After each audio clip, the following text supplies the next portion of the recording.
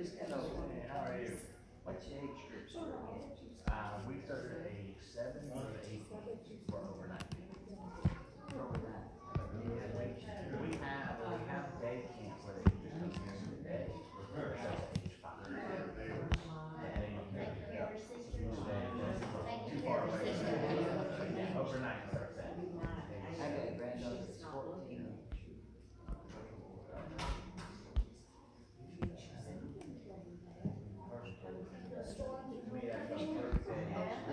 Old enough to work yet, so I have to find something to do during the summer. But old enough to come here on Sunday. Have fun with their friends. Yeah. Get one of these and great.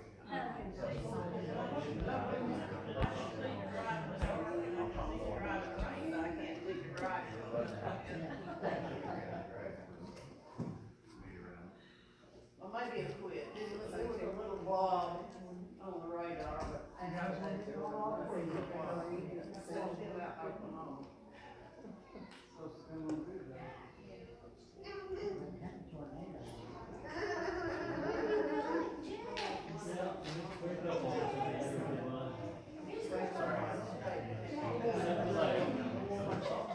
That's why I'm going to Oh yeah.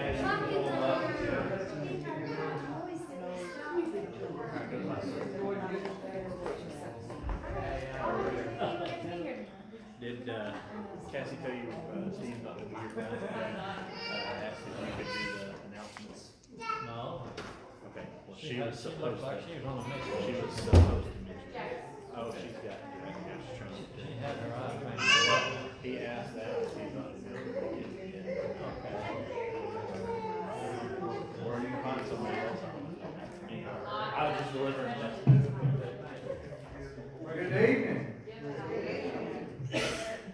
We've got a few more, I'm sure, will be trickling in, especially hopefully some of the young kids. But we have a gentleman tonight, Chad Holston from Camp Wildwood. He's, I guess the last time he's been here was 3 or 4 years ago, because he has been here since, because he was with someone else then, but he was here since I've been here, but it's been a while. And so we, I don't know how many we sent last year to Wildwood, but it's usually a dozen or so kids at least from our group every year. And so we are very much supporters of our kids going to a Bible camp of some type, and Camp Wildwood does a good job. And I've even been up there, walked up the hill, and it's not for the faint of heart. But he's going to kind of, I think it's more about what lesson, the theme they're going to have for this year. And so I'm interested to hear that, and I'm sure at some point you're going to have a question to answer. And so if you have any questions, just be sure to ask him when it's time. Go ahead, Chad. Good evening. Evening. How are y'all? Well, I'm excited to be here. I love the drive to Boonville. I grew up in Oklahoma, and so anytime I get around, I call them mountains. They may be hills to some of y'all, but to an Oklahoma boy, these are mountains here. So I enjoy driving around the state of Arkansas. But I'm excited to be here tonight. I do, as James said, I kind of want to do 2 things. One, we will talk a little bit about our theme for our upcoming summer, and then 2, just kind of talk about Wildwood and some of the things it offers, and then of course answer any questions that you have. It's good to see campers walk in. I enjoy the rice boys. How are y'all? Every summer we pick a theme at Wildwood to kind of study. It's usually around a verse or maybe a few verses that we'll look at each summer. And we also have a theme song that we choose each summer. This summer we started talking about, we wanted to study about the armor of God. Kind of one of those things that just every camp kind of picks this theme at some point. But the armor of God is a great thing for our young people to learn about. And so we thought, well, there's lots of songs. So our theme song this summer will be Soldiers of Christ Arise. And, we were trying to come up with a different name than just Armor of God. So we kind of took it from the theme song. So our theme this summer is Arise, as you see up there on the screen behind me there. So that's kind of what we're going to be talking about this summer. It's just how the armor of God affects our lives today, especially lives of young people. I was reading a story the other day online about a couple that was hiking up in the state of Washington, and they came across a creek, and it was to get over it. They found the only place where they found where they could get over the creek was a tree log that had fallen over, kind of a crude bridge that someone had put there. And so they crossed it, and the husband could tell that his wife was a little bit afraid of crossing that, but they went ahead and went across it, and they continued on with their hike. But as they came back to their car, they had to cross it again. And he asked her, "Are you afraid?" And she said, "Yes, but that's what keeps me safe." I think it's important for us. Fear is a healthy thing if it doesn't totally consume us. You know, it's good to be afraid. I don't know about you guys, but I'm pretty afraid of snakes. And I think it's a good thing. People who are not afraid of them, sometimes I think, you're crazy, you know. But it can be a paralyzing thing too, you know. Obviously, I work in an area at a camp where I can't let that fear totally consume me. I have to be out and around and in the woods, and so I just have to be aware. I'm aware of where I'm stepping, especially at certain times of the year, what may be there, what I need to look for, but it's good. It's a healthy fear because it makes us aware of things that could hurt us. You know, one of the things as Christians is we need to be aware in our daily lives of the fear of the things that we're going to face, of Satan. I think sometimes in our lives Satan becomes this mythological creature, character, and we don't think about him playing an active role. And that Satan is trying to ensnare us and get us to do things that we should not do. In 1 Corinthians chapter 10, verse 12, it says, "So if you think you are standing firm, be careful that you don't fall." One of the dangers that I think we're lulled into by Satan, one of the ways he works, at least in my life, I see a lot of things, is I get complacent. I no longer think about the dangers that are around me, and that's a time where I can be susceptible to the things that he has planned, to the schemes of Satan. In Ephesians, which is what we'll be studying this summer, Ephesians chapter 6, Paul kind of gives us an illustration, the armor of God, of something that we can use in our spiritual life that can help protect us from the devil's plans. Think about the time that Paul is writing this. This would have been Paul was writing this letter while he was under arrest. So he probably would have been under guard. So Roman soldier probably would have been high on his mind as he's writing this, because this is what he's seeing every day. And of course, at the time that he's writing this, you know, in the world he's living in, everybody would have been able to associate what a Roman soldier was like. That would have been something that many of them saw on a daily basis, or they were at least aware of. And it would have been something that conjured up an image in their mind of something almost invincible. And a lot of that, the Roman army, a lot of their success was due to the armor they wore. The armor they wore and the weapons they had. And so he kind of uses this image of this Roman soldier to help us kind of prepare for things.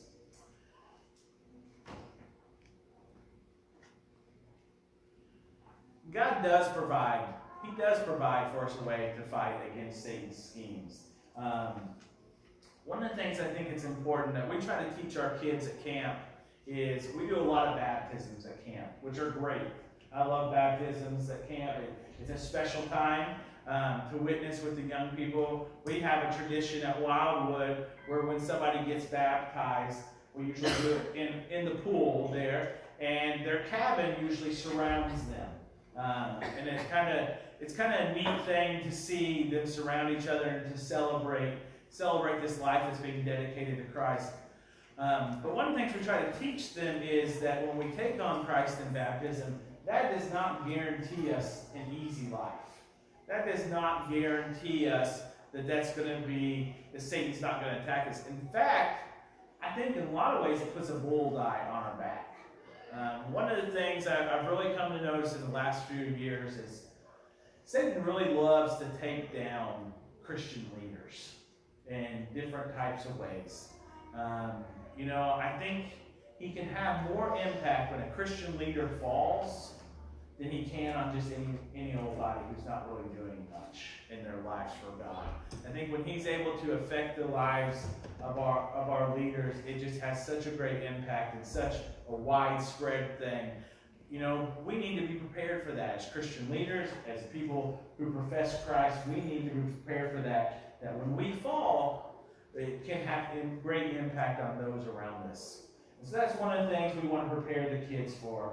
There are really three things I was thinking of with the armor of God today when I was thinking of this lesson. We need to be on guard at all times. The Roman soldiers, when they were near the front of a battle, they would sleep in their armor. They would keep their armor on at all times. They knew that danger was near. And that's the way we need to think of our spiritual armors. We need to have this armor on at all times. There's not time, I think, when we get comfortable, when we let our guard down, that's a lot of times when we fall to these attacks. Another thing about the Roman soldier is, he put on his armor, and he put on all of it. He didn't leave off something. He didn't think, well, this isn't important at this time. He put on all of that. We need to think of that the same way. Paul lists 6 things really here in Ephesians chapter 6. He lists the belt of truth, the breastplate of righteousness, the shoes, the feet that are fitted for readiness that comes with the gospel of peace, the shield of faith, the helmet of salvation, and the sword of the Spirit.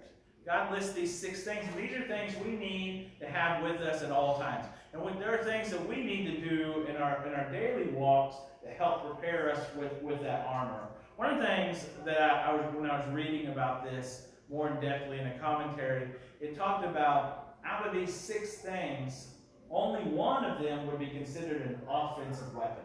The rest of them were used in defense. I thought that was kind of interesting, that we are protecting ourselves. We're protecting ourselves. That's what we're mostly focused on there. And the other thing that I thought about was with our verse this summer, you see it there behind me, it comes from Ephesians chapter 6, verse 11. It says, "Put on the full armor of God so that you can take your stand against the devil's schemes." I want to point out one thing there. It talks about take our stand. We need to be ready to fight. With the Roman soldiers, if we go back to that illustration there, one thing that's interesting is that armor only protected you if you were facing your enemy, if you took your stand. If you turned your back on your enemy, either got distracted, lost your focus, or decided to retreat, that armor no longer was there to protect you. That armor was for when you were facing battle. God has provided us ways to face our enemy, but we need to take a stand in our daily lives. We need to take a stand and be ready to fight when it's time to fight. Those are kind of the things that we're going to be talking about this summer with our kids. We want to prepare our kids for when they go back to school in the fall. We want to prepare them and have them ready to fight against the devil in the schools they go to, just in their daily lives. So these are some of the things we'll be talking about with our kids. So I'm going to kind of transition now and just talk to you for a minute. I forgot to fast forward to that one when I was speaking, but that's what we'll be studying, Ephesians chapter 6, verses 10 through 17. But just talk for a minute about Wildwood. Do we have any people? I know there are some. Raise your hand if you've ever been to Wildwood. If you're a camper, counselor, so we've got several that were. Wildwood has been around for many years. 1948 is when Wildwood started. So this is summer number, if I have it right, it's summer number 72 that is coming up. And I love the story, and many of you probably know it, of how Wildwood began. Wildwood didn't begin with a bunch of rich people starting a camp. Wildwood began with a guy by the name of John Lee Dykes, who was actually the bookstore manager at Harding. And Brother Dykes thought in 1948, he thought kids need a place to go outside and to get out to nature, get away from the distractions, and focus on God. When I think about that, that's 1948. I think Brother Dykes would say kids really need that today. In a lot of ways, I think our mission, it's kind of a weird organization that our mission has become more important 72 years later. I think that mission of getting those kids outdoors in nature, getting them away from the distractions that they have all day long with their cell phones, with their technology, with things on TV. We want to get them out in nature. We don't allow them to have their cell phones while they're out there, which sometimes can be a battle when they first arrive. But by the end, it's interesting because I think most of the kids kind of enjoy it. They kind of enjoy the time off from the cell phones, and they're kind of hesitant to go back. They enjoy sitting at the dinner table with each other and talking instead of looking at their phones all the time. But Wildwood, we try to stick to that mission of, we just want to share the love of Jesus with all the people who come through our gates each and every summer. We have a ton of different sessions that the kids can come to. We've tried to make this as easy as possible for people and their schedules. Summers are busy times now. It's changed. Used to be summers were kind of your laid-back time. But now with sports camps and all these other types of camps that are out there, summer schedules get busy. When Wildwood first started, they only did 2-week sessions. We still have those, but we've also tried to add 1-week sessions each time too, so that kids can come when they have opening. So we have 3 different types of sessions. We have a 4-day session, which is great for beginners, especially young campers, 7, 8, 9 years old. It's great for them to come and experience it for 4 days. We have a 1-week session where they can come on a Sunday and leave on a Saturday. And then we have the 2-week session for those who really love camp. They can come on a Sunday and they don't leave till the next Thursday. There's something special about the 2-week sessions too. When they come, when those relationships really start to form and you start to have a bond during that second week of those 2-week sessions. This is probably one of our more popular places in this picture that you see there. This is B-Rock. It's one of our more popular places at camp that overlooks the Little Red River, which is a very pretty spot. One of our favorite things to do there each session is just to gather all of our campers up there, and we kind of do a sunset worship time where they can kind of see the sun go down and they get to worship out there. It's really peaceful. It's really nice if it's not 90 or 95 degrees, so we try to let it cool down a little bit there. When the kids come, we split them up into age groups so that they are with their peers. We start at age, just says 8, but we will take campers as early as 7 years old. But we split them up, and we have 4 different groups when they arrive so that they can kind of spend time with their peers. They're in cabins. You'll see that's one of the girls' cabins there. Our cabins sleep about 10 to 12 people in each cabin. There's a counselor, at least one counselor in every cabin. It's kind of neat. One of the things I really love about Wildwood, and I didn't grow up going to Wildwood. Like I said, I grew up in Oklahoma. I didn't even know Wildwood existed. And we went to camp, but we always went with our church. And we would go with maybe a couple other churches in our area, but we knew everybody. One of the things I love about Wildwood is kids come from all over the place. We have kids that will come from the state of Arkansas, state of Texas, state of Tennessee, Missouri. We have some kids that come from Dallas. We used to have some kids that come from very small places. And it's kind of neat to see all that kind of converge, and for those 2 weeks they're together and they have to kind of figure that out. And they get to see that, there are Christians in other places too. It's not just what I see at church every Sunday or every Wednesday. That's a neat thing to see. We've had a long-standing relationship with a children's home out in Mississippi that sends kids. We have pictures back when Brother Dykes and Coach Gruber would go pick these kids up from the train station. They would send them on the train. But we've had this same children's home come for, I think it's close to 40 or 50 years now that they've been coming to Wildwood. And it's neat to see them come into the cabin and get to experience camp. A lot of them for the first time have never experienced anything like that. Counselors, we do counselors a little bit different. We hire counselors, college-age counselors, and they really are, they're kind of the heartbeat of Wildwood, in my opinion. This is probably my most important job, is finding good counselors. I really think that's extremely important, is that we find good counselors, because they have such an influence that time period that they're there. I have 3 of my own kids at home. I have a senior, a sophomore, and a 5th grader. And it's funny, my wife and I will say something to our children, and we'll say it, and it just doesn't ever seem to connect sometimes. And then one of the counselors will say the same thing that we've been saying, for the last 2 years, and they're like, oh, that makes sense. And I'm thinking, we've been telling you that. We've been telling you that, but there's a connection that these campers this age have with college kids. There's a connection that I just can't have at my age with my kids or with other kids a lot of times.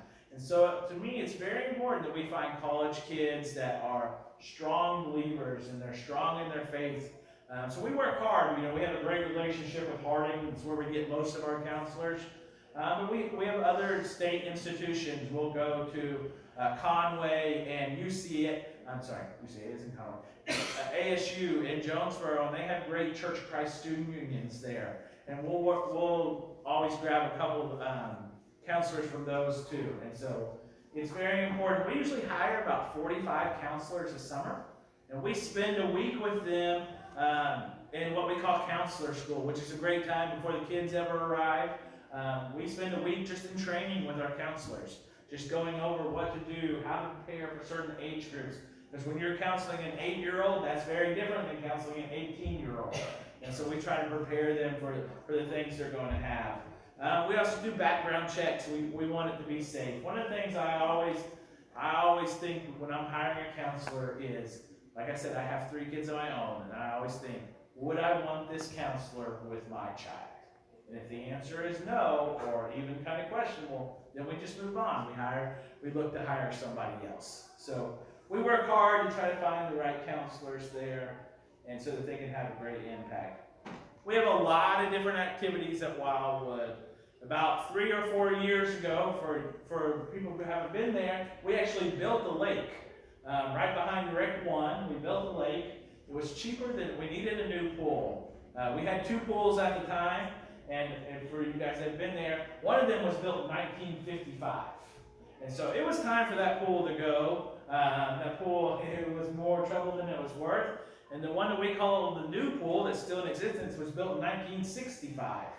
So our pools were getting old, and we still have one pool, but we found that it was cheaper to build a lake than it was to actually build a pool, or a big size pool at least. And so we built a lake, which has been great. The kids have really enjoyed that. As you can see there, this young lady's on a zip line. When she falls, which she will, especially holding on that way, there's water right below her, so she's safe. But they wear life jackets in the lake. It's a lot of fun. We can fit about 50 to 75 kids in the lake at one time. We have 3 lifeguards on duty. We also have trampolines in the lake, and we have a thing called a blob, which I think I have a picture of later on, which is a lot of fun. A blob is like a big pillow that's in the lake, and we have a platform where one person jumps off. There's another person sitting at the end of the pillow, and it shoots them off into the air, into the water. And that's a lot of fun. As they get older, they love to do that. Of course, I said we have pool, we do air rifles, BB guns, archery, and a fun dodgeball game that's called Gaga Ball that the kids love to play. We also have rappelling. This is off of B-Rock again. We go through certification with some of our counselors that are interested in this, and they do rappelling. And we have horses. We have a lot of kids that love to ride horses. So we have about 11 horses that we ride each summer and that the kids really enjoy. Tetherball and softball.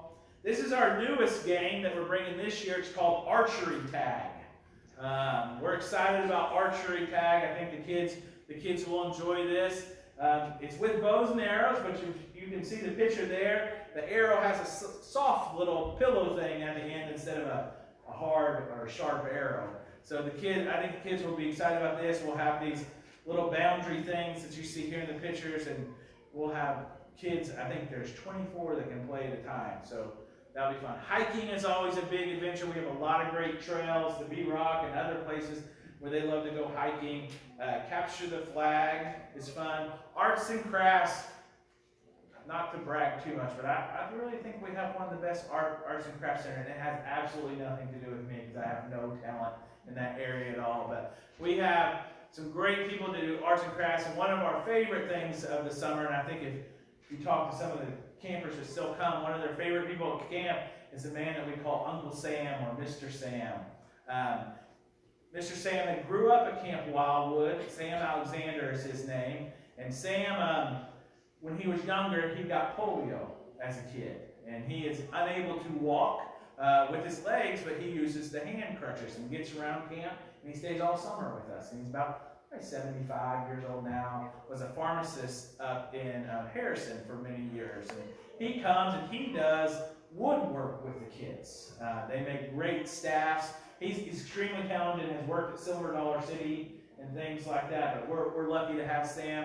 One of the things I love about Sam being there, though, is it really just kind of shows our kids that there's not excuses. You know, Sam can get around, you know, and he can get around camp, and he can do what he has to do, and the things that he's accomplished in his life. Could have been easy for Sam to just give up and let somebody else take care of him, but, you know, he has really accomplished a lot in his life, and he's a great influence on our kids. We love to have Sam there. We have shaving cream fights for our younger group. They think it's just because it's fun. What it really is to make sure that our 8, 9-year-old boys get soap on them at least once a session.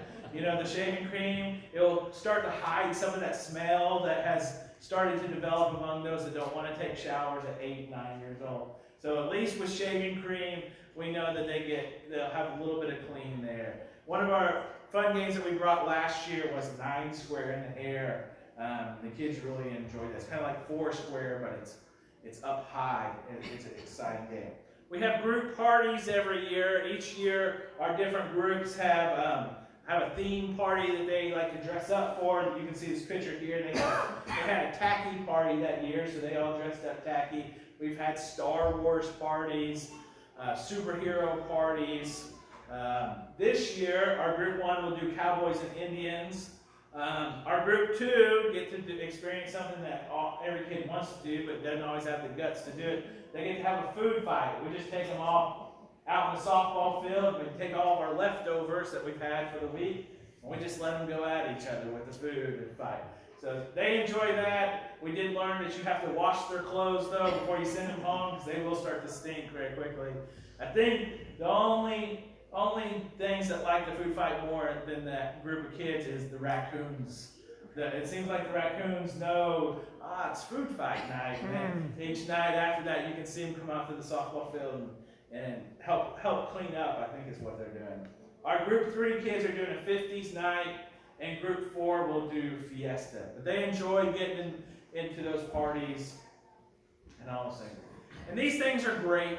You know, we want to have activities. We want to have a lot of fun activities for the kids. We want to, have things where they want to come to Wildwood. But our main purpose there is the spiritual aspect of Wildwood.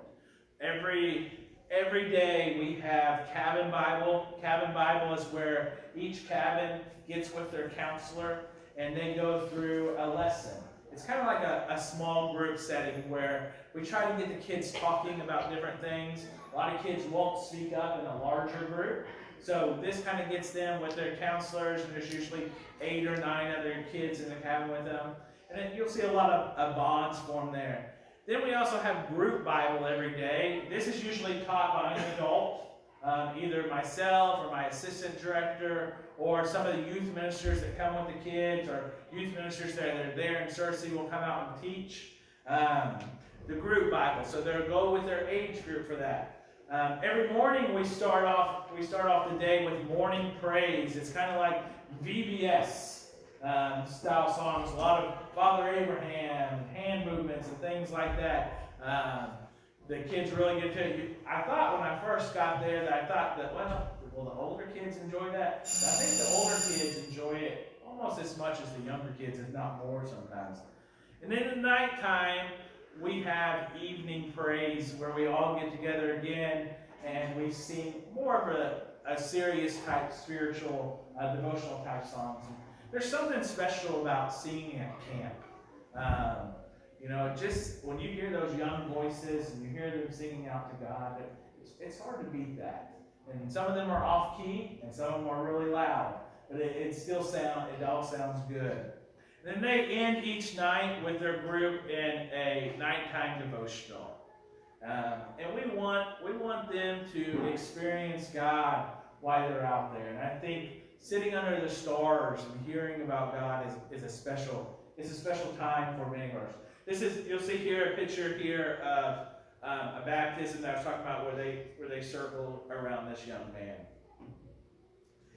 If you are interested, I've listed there the different sessions and prices, and the easiest way to enroll is on our website, campwildwood.org, and I brought some pamphlets too. You can also call the office if you don't have access to the internet, or it's a little bit hard. Just call us and we'll definitely help you. One of the things I want to say about these prices is we work really hard to provide scholarships. So if you ever have somebody that you want to invite, don't let the price scare you off. Contact us. It's our goal at Wildwood to never turn away a child because of money. We want to make sure that every child that wants to come, if we have space, that money is not the factor that stops them from coming. We have a lot of great alumni, counselors, and campers who know the importance of being at a summer camp, Christian summer camp, and so they'll usually help us chip in and send kids to camp that can't go. We just got done with our annual golf tournament, and we raised a lot of money for scholarships. So we want to make sure that money is not the thing that stops anybody from ever coming to Wildwood. If you want to volunteer, you're welcome to come with your kid or your grandchild and come and volunteer. We can always use help in the kitchen or canteen or teaching Bible classes. We love for volunteers to come. We'd love for you. Oh, this is the blob I was talking about in the picture there. You can see the young man flying in the air. I would just like to, as kind of come to a close, is just encourage you. If, some of you may think, well, this doesn't pertain to me. I don't have children this age. You can help us in many ways. One, if you do have a grandchild, a niece, a nephew, or somebody in your community that you think would benefit, encourage them to come to Wildwood. We can always use donations to help send campers, either from your congregation or from other congregations. And we can always use prayers. Prayers for our counselors, prayers for wisdom as they go throughout the summer, that they'll make the right decisions and that they'll be focused on helping to teach our kids. Prayers for the campers that come. We pray before every session. We pray for the campers that are going to come. We pray by name. We call them out. We have before every session starts on a Sunday. We have what we call, just counselor church, where all of our counselors are gathered together. And the way we end that every time is that we have a group of guys who will get up and we'll just call every camper by name. And we want to bring them before God, and we want to bless them and hope they have a great week with us, and we'll be open to learning about God's message while they're there. So we got a few minutes. Does anybody have any questions or comments? What's generally your largest age group that? Our largest age group is probably 11 to 14-year-olds. In that age group, they're getting old enough to kind of get away from mom and dad a little bit, but they're not old enough to have a job or a car. Once they get a car, it's hard to keep them. They get that freedom, and it's hard. They gotta work and earn that money, so it gets a little bit harder. It's a great place. We have a daughter that found her husband at camp. Oh, I found my wife there too. Yeah. It does I can't make that promise, but it does happen quite a bit. In fact, I've got to do a wedding this fall of 2 counselors that met there, so that is a neat benefit of it.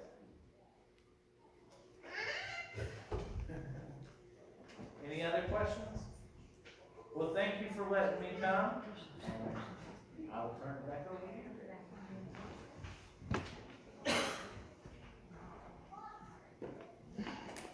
Thank you. So they get called in. Yes. Yes.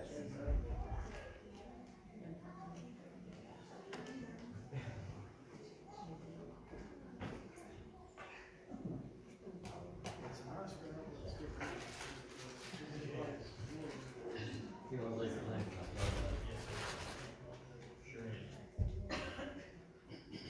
Unless you want somebody else to do it.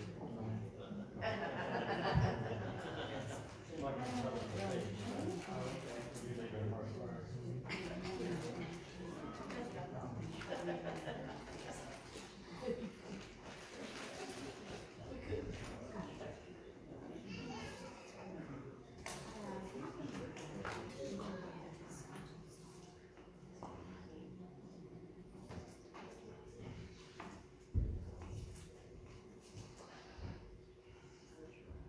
Jim, would you have a closing front, right?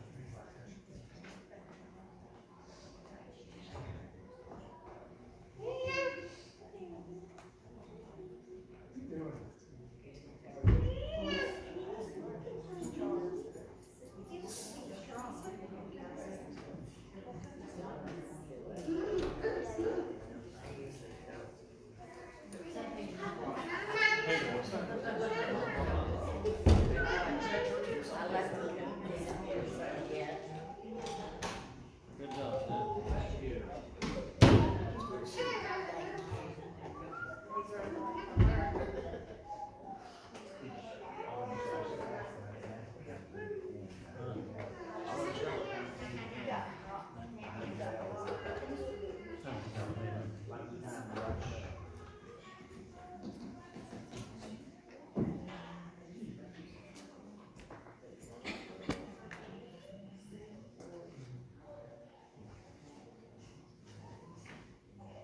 Kids still in there?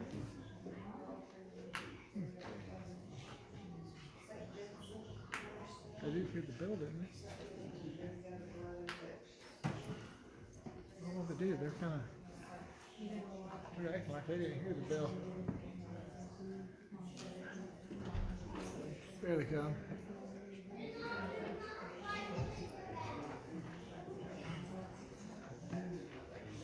Scoot down, sir.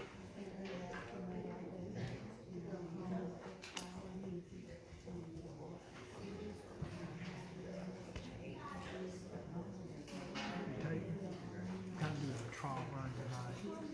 See how it works. What is it? I'm using Twitch right now. And then I can upload it to YouTube, but it does it live.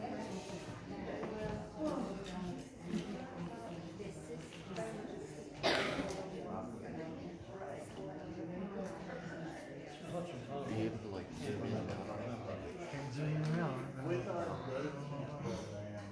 So what are we gonna do about them if they have the songs in?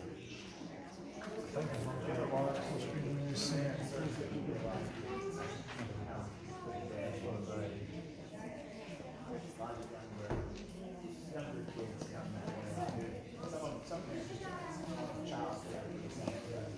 That's all right. Get a chance to be around them all summer.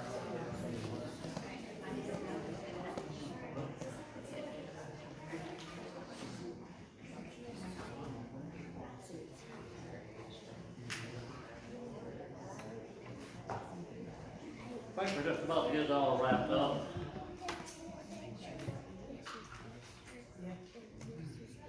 Turn the microphone on now, can you hear me? Since Steve is not here, I get a chance to make a lot of mistakes.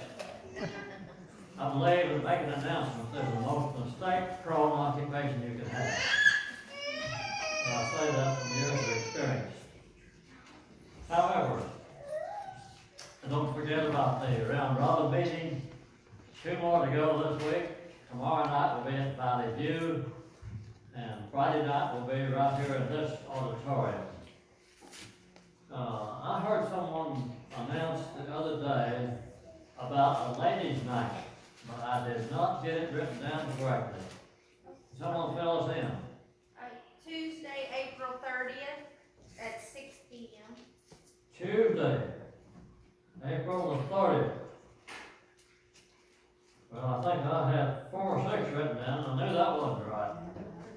So remember that, ladies' night, April the 30th at 6:30. But don't forget, singing at the nursing home this coming Friday, 10:30. Appreciate all the help and the participation we can have for that. Tonight, our first prayer will be led by Rick Scott.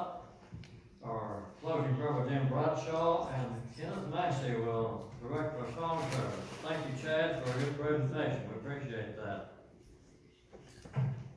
And I'm on schedule for Devo. Yes, we appreciate Richard pulling double duty tonight. Number 63 is our first song. Number 63, I will call upon the Lord. Let's go ahead and stand and remain standing for the prayer call. Number 63. I will call upon the Lord, who is worthy to be praised.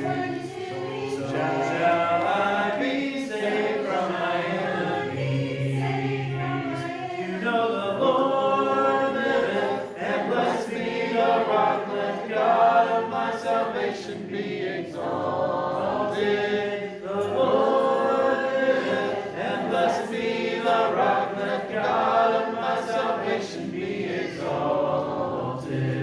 I will call upon the Lord, who is worthy to be praised. So shall I be saved from my enemies. You know the Lord liveth, and blessed be the rock. Let God of my salvation be exalted. The Lord liveth, and blessed be the rock. Let God of my salvation be exalted. I will call upon the Lord.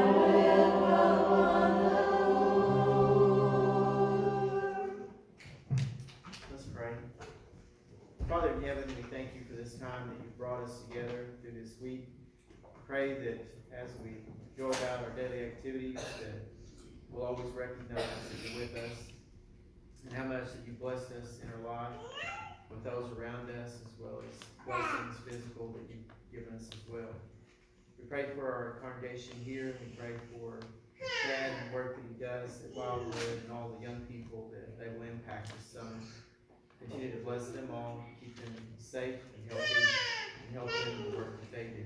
Please continue to be with us here in our efforts in this community, and ask you to always help us to know that you're our Father, that you're our God, that Jesus loves us, and that he gave his life for us, and it's through his blood that we have forgiveness of sins.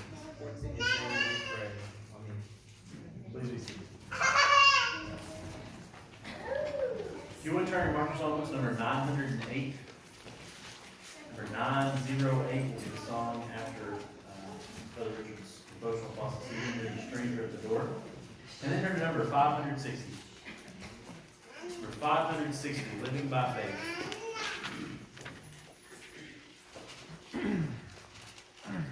I care not today what the morrow may bring, if shadow or sunshine or rain. The Lord I know ruleth o'er everything, and all of my worry is vain. Living by faith in Jesus above, trusting confiding in his great love. From all our safe, his sheltering arms, I'm living by faith and feel no alarm. Though tempests may blow and the storm clouds arise,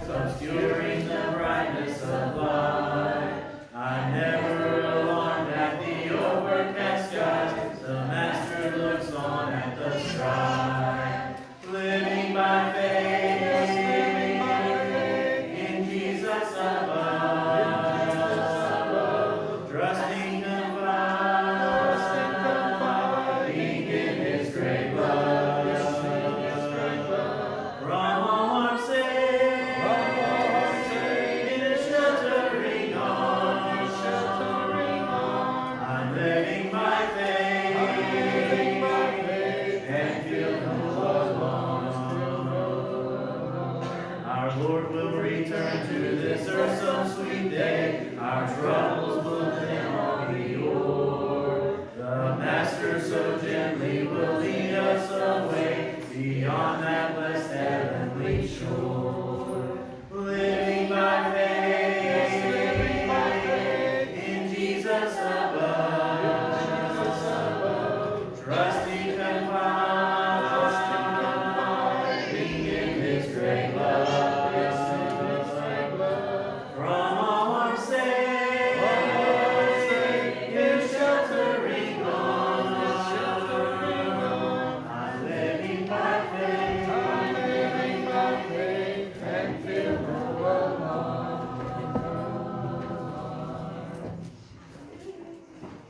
Speaking of round robin, I've been quite impressed with the number of folks from this congregation who've been there each night so far. I didn't do a head count, but I think we've probably exceeded any other congregation. Had 27 last night. 27 for this congregation. 24 first night, 27 last night. Well, that is, I think, very commendable, and I hope you won't let down now, especially for Friday night. You probably have heard over the years, at least one lesson, and very likely several, with the title, What Will You Do with Jesus? Usually the intended impact or purpose of that lesson is to bring an awareness of what Jesus has done for us, and to convince us that a choice must be made. Now, in some cases, the speaker may use eloquence of speech and emotional things and techniques to stir the emotions. And, that's okay if it doesn't become manipulative. We can't make changes in our life, I don't think, without some kind of emotion being involved.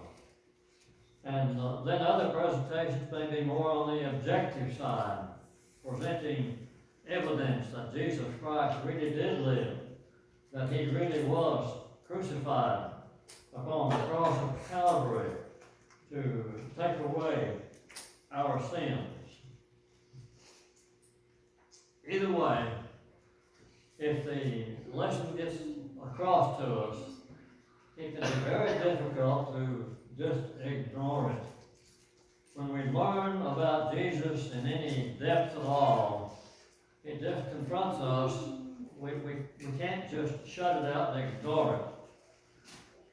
We must make a decision. Well, of course, to ignore it is to make a decision. But it just makes us make a choice of one way or the other to follow Jesus or not. But even for Christians, sometimes we find it pretty easy in our daily hectic lives to sort of lay aside the spiritual things. It tends to weaken sometimes. We are so preoccupied with our responsibilities and opportunities and distractions that maybe we grow a little bit cold. So it's good for us to stop and think about the rest of our lives. What would you do with Jesus? Well, the Bible mentions at least 3 ways that people may respond to this proposition. We're going to read a few verses, and if you want to turn to Matthew chapter 7, if you'd like to follow along, you'll already be in the right locale. We'll be in chapter 7 of Matthew to read a verse or 2 about this kind of situation, how that people respond or may respond to it.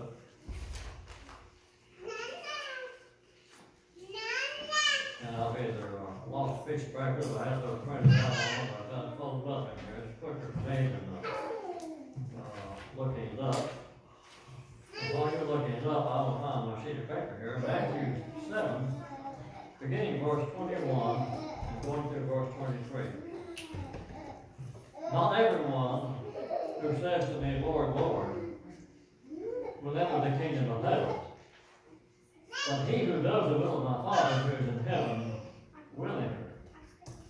Many will say to me on that day, Lord, Lord, did we not prophesy in your name, and in your name cast out demons, and in your name perform many miracles? And then I will declare to them, I never knew you. Depart from me, you who practice lawlessness. Now this group who says, Lord, Lord, we did all these wonderful works in your name, there may be some charlatans in it, outright, deliberate pretenders.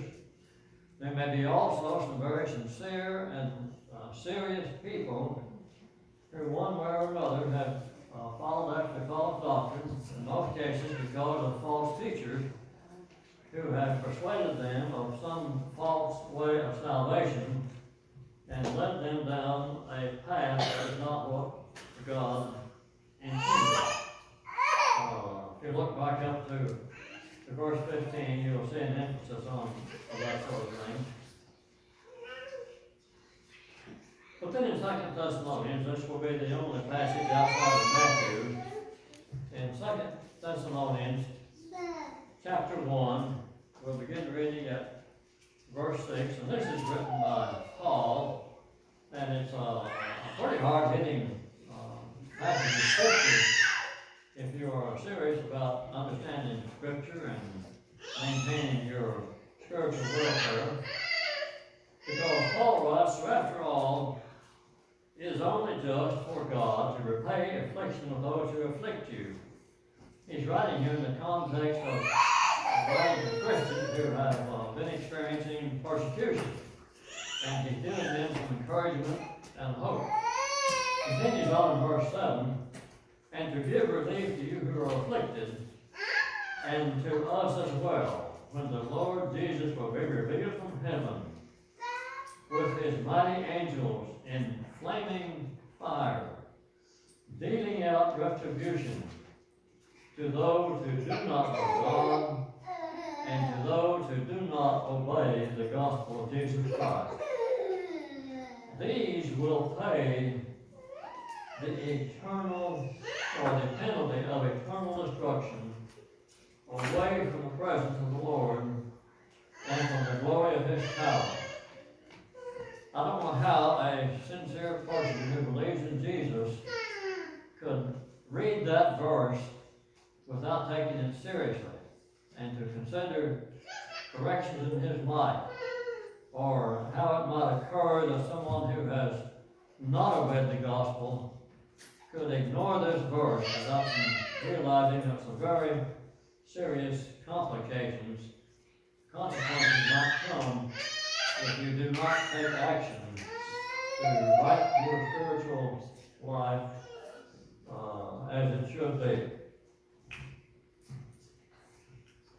Then in Matthew 25, verses 21 to 23,